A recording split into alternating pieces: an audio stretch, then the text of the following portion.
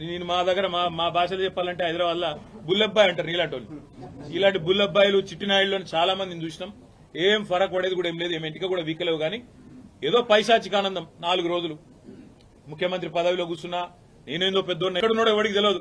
ఢిల్లీకి ఎక్కే విమానం దిగే విమానం అన్నట్టు 22 సార్లు ఎక్కడు దిగుడు తప్ప పీకిందేమీ లేదు. కనీసం హైదరాబాద్ లో శాంతి భద్రతలను కంట్రోల్ చేయలేని దౌర్భాగ్యపు ముఖ్యమంత్రి ఇవాళ ఒక ఎమ్మెల్యే ఇంటి మీదికి మాత్రం గూండాలను పోలీసులు ఎస్కాటించి పంపిన ఒక దౌర్భాగ్యపు చరిత్రహీన ముఖ్యమంత్రిగా రేవంత్ రెడ్డి మిగిలిపోతాడు. నేను అడుగుతా ఉన్నా మా కౌశిక్ రెడ్డి అడిగిన ప్రశ్ననే, ఏ పార్టీలో ఉన్నావు గాంధీ? అసలు మీ 10 మంది ఎమ్మెల్యేలు ఎవడైతే పార్టీ మారినరో, ఎవరి ఇంటింటికైతే పోయి ముఖ్యమంత్రి అనేటోడు కండువా కప్పిండో, ఫస్ట్ మీరు ఏ పార్టీలో ఉన్నారో చెప్పండి. మీకు ఇప్పటికే స్పీకర్ దగ్గర పిటిషన్లు ఉన్నాయి 10. స్పీకర్ గారు కూడా తేల్చాలా.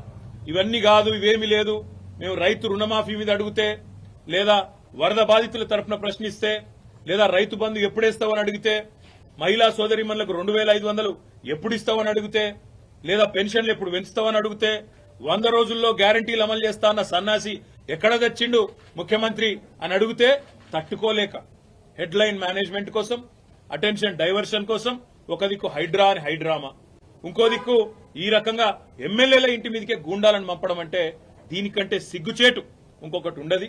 తప్పకుండా నేను రేవంత్ రెడ్డిని అంటా ఉన్నా, చరిత్రలో నీలాంటి పనికిమాలిన ముఖ్యమంత్రులు, నీలాంటి తలమాసిన ముఖ్యమంత్రులు మస్తుగా వచ్చిండ్రు, మస్తుగా పోయినరు.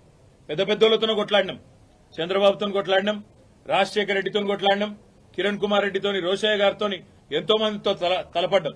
నువ్వు వాళ్ళందరికంటే కూడా చాలా చిన్నోడు, ఈ చిట్టినాయుడు, నువ్వు చాలా చిన్నోడవు. నేను మా దగ్గర మా భాషలో చెప్పాలంటే హైదరాబాద్ లో బుల్లబ్బాయి అంటారు ఇలాంటి వాళ్ళు. ఇలాంటి బుల్లబ్బాయిలు చిట్టినాయుళ్ళు చాలా మందిని చూసినాం. ఏం ఫరక్ పడేది కూడా ఏం లేదు, ఏం ఇంటికి కూడా వీకలేవు. కానీ ఏదో పైశాచిక ఆనందం 4 రోజులు ముఖ్యమంత్రి పదవిలో కూర్చుని బండ్లు పెట్టుకుని లైవ్ పెట్టుకుంటా ఆడికెళ్లి ఇటు దాకా పోలీస్ ఎస్కాట్ లో వచ్చిరంటే చేతగాని ఒక హోంమంత్రి, చేతగాని ముఖ్యమంత్రి ఈరోజు రాష్ట్రానికి ఉండడం వల్లనే ఈ దౌర్భాగ్యం దాపురించింది. అసలు రేవంత్ రెడ్డి నేను అడుగుతా ఉన్నా, నువ్వు ముఖ్యమంత్రివేనా? అసలు నీకు అర్హత ఉందా? ఇవాళ హైదరాబాద్ లో నడి వీధిలో ఈ రకమైన గూండాగిరి చేస్తే, రేపు జరగకూడదు ఏమైనా జరిగితే ఎవడు బాధ్యుడు?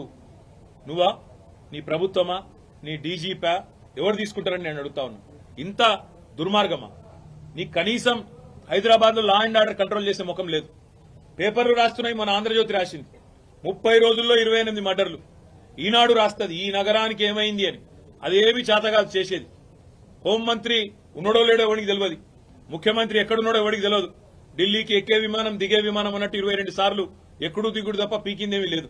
కనీసం హైదరాబాద్ లో శాంతి భద్రతలను కంట్రోల్ చేయలేని దౌర్భాగ్యపు ముఖ్యమంత్రి ఇవాళ ఒక ఎమ్మెల్యే ఇంటి మీదికి మాత్రం గూండాలను పోలీసులు ఎస్కాటించి పంపిన ఒక దౌర్భాగ్యపు చరిత్రహీన ముఖ్యమంత్రిగా రేవంత్ రెడ్డి మిగిలిపోతాడు. నేను అడుగుతా ఉన్నా మా కౌశిక్ రెడ్డి అడిగిన ప్రశ్ననే, ఏ పార్టీలో ఉన్నావు గాంధీ?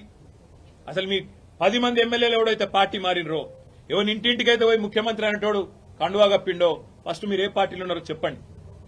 మీకు ఇప్పటికే స్పీకర్ దగ్గర పిటిషన్లు ఉన్నాయి 10. స్పీకర్ గారు కూడా తేల్చాలా. ఇవన్నీ కాదు, ఇవేమీ లేదు, మేము రైతు రుణమాఫీ మీద అడిగితే, లేదా వరద బాధితుల తరఫున ప్రశ్నిస్తే, లేదా రైతు బంధు ఎప్పుడేస్తావని అడిగితే, మహిళా సోదరిమణులకు 2500 ఎప్పుడు ఇస్తావని అడిగితే, లేదా పెన్షన్లు ఎప్పుడు పెంచుతావని అడిగితే, 100 రోజుల్లో గ్యారంటీలు అమలు చేస్తా అన్న సన్నాసి ఎక్కడ తెచ్చిండు ముఖ్యమంత్రి అని అడిగితే తట్టుకోలేక హెడ్లైన్ మేనేజ్మెంట్ కోసం, అటెన్షన్ డైవర్షన్ కోసం ఒక దిక్కు హైడ్రా అని హైడ్రామా, ఇంకో దిక్కు ఈ రకంగా ఎమ్మెల్యేల ఇంటి మీదకే గూండాలను పంపడం అంటే దీనికంటే సిగ్గుచేటు ఇంకొకటి ఉండదు.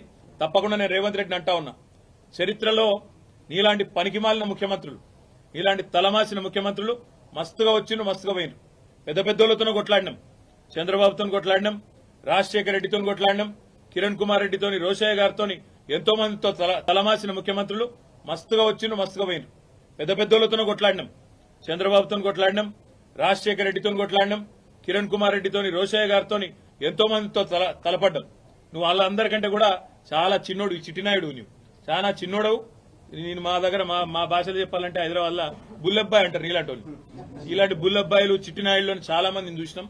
ఏం ఫరక్ పడేది కూడా ఏం లేదు, ఏం ఇంటికి కూడా వీకలేవు. కానీ ఏదో పైశాచిక ఆనందం 4 రోజులు ముఖ్యమంత్రి పదవిలో కూర్చున్నా నేనేందో పెద్దోడిని అయిపోయినా అనేదో ఎగిరిగిరి పడతా ఉన్నావు. రేవంత్ రెడ్డి గారు అధికారం ఎవరికి శాశ్వతం కాదు. నువ్వు ఒక దుష్ట సాంప్రదాయానికి తెరలేపుతా ఉన్నావు. ఇది తప్పకుండా నిన్ను దహిస్తుంది, నిన్ను వెంటాడుతుంది. రేపు నువ్వు పదవిలోకి దిగిపోయినాక తప్పకుండా నువ్వు ఈ రోజు ఏదైతే దుష్ట సాంప్రదాయాలు నెలకొల్పుతున్నావో ఇవన్నీ నీకే చుట్టుకుంటాయనే మాట కూడా నేను వారిని హెచ్చరిస్తా ఉన్నా. తప్పకుండా ఈ 10 మంది మీద వేటు వేయాల్సిందే. అదేవిధంగా కౌశిక్ రెడ్డి గారి ఇంటి దాకా గూండాలను తీసుకొచ్చిన పోలీసులు ఎవరైతున్నారో వాళ్ళని కూడా వదిలిపెట్టాం. తప్పకుండా అవసరమైతే కోర్టు ద్వారా పోరాడతాం, అవసరమైతే న్యాయపరమైన ప్రయత్నము చేస్తాం. డీజీపీ గారు కనుక స్పందించి ఇక్కడ ఏసీపీ సిఐ ఎవరైతే దగ్గర ఉండి మరి గూండాలను తీసుకొచ్చి గేటెడ్ కమ్యూనిటీ లోపలికి తీసుకొచ్చి ఎమ్మెల్యే ఇంటి మీద దాడి చేయించడానికి అన్ని రకాలుగా ఇక్కడ రంగం సిద్ధం చేసినారో వాళ్ళని తప్పకుండా సస్పెండ్ చేయాలి, వాళ్ళ మీద చర్య తీసుకోవాలని చెప్పి కూడా నేను కోరుతా ఉన్నా. ఒకటి మాత్రం పక్కా, నువ్వెన్ని డైవర్షన్ గేమ్లు ఆడినా, నువ్వెన్ని రకాల హెడ్లైన్ మేనేజ్మెంట్లు చేసినా, నువ్వెన్ని రకాల ప్రయత్నాలు చేసినా నిన్ను మాత్రం బీఆర్ఎస్ పార్టీ వదిలిపెట్టది. 6 గ్యారంటీలు ఏమైనా అని అడుగుతూనే ఉంటాం. రైతు రుణమాఫీ ఎప్పుడు చేస్తామని అడుగుతూనే ఉంటాం. తప్పకుండా రాష్ట్రంలోని పీడిత ప్రజలు, రాష్ట్రంలోని పేద ప్రజల తరపున మా ఎమ్మెల్యేల ఇండ్ల మీద దాడి చేసినా మా ఎమ్మెల్యేలు కూడా మేము భయపడం. తప్పకుండా నేను నిలదీస్తూనే ఉంటామని చెప్పి కూడా చెబుతూ ఇవాళ మా తమ్ముడికి సంఘీభావం చెప్పడానికి ఇక్కడ దాకా వచ్చినాం అందరం కూడా.